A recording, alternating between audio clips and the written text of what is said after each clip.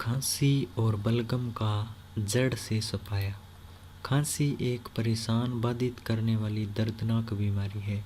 यह हमारी नींद को बर्बाद कर सकती है। भले ही हमारी नौकरी मांग करे, हम ज़ोर से बात नहीं कर सकते। ऐसी स्थिति में हम में से ज़्यादातर लोग दवा की दुकान की ओर भागते हैं और कुछ दवाइयाँ उपयोग करते हैं। हम ऐसा क्यों करते हैं जब हमारे घर पर इस रोग का समाधान है? क्या आपको गले और छाती में कुछ जमा हुआ सा महसूस हो रहा है? सांस लेने में तकलीफ और लगातार छींकें आ रही है? ये सारे लक्षण बलगम जमा होने के होते हैं।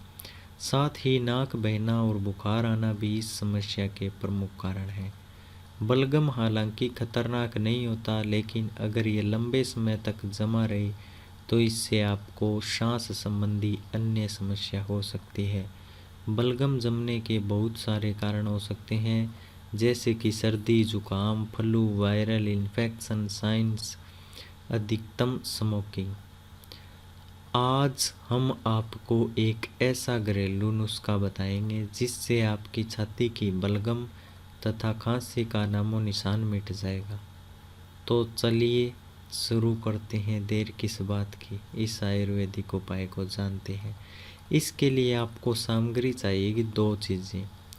आधा किलो गाजर यानी कि 1/2 kg गाजर एंड 3 से 4 चम्मच शहद। ये 2 चीज़ें आपको चाहिएगी। अब इसकी विधि है। नंबर 1, पहले गाजरों को टुकड़ों में काट लें। नंबर 2, अब गाजरों को पानी में डालकर उबाल लें ताकि यह मुलायम हो जाए।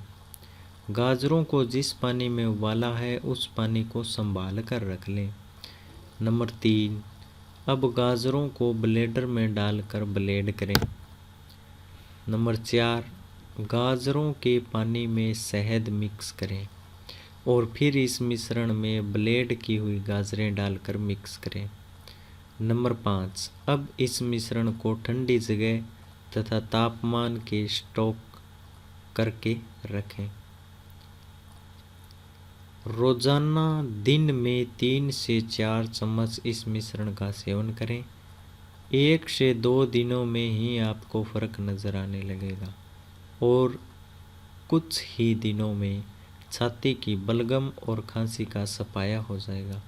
दोस्तों, इस वीडियो को शेयर करना ना भूलें। आपका इस वीडियो को देखने के लिए बहुत बहुत धन्यवाद। और यदि आप नए हैं, हमारे चैनल को सब्सक्राइब नहीं किया है, तो वीडियो के नीचे लाल रंग का सब्सक्राइब का बटन है, उस पर क्लिक करके आप हमारे चैनल को सब्सक्राइब कर सकते हैं। Your secrets, if you really look at yourself, you would be speechless. What happened to being doctors and teachers? What happened to being your brother's keeper? Nowadays kids more worried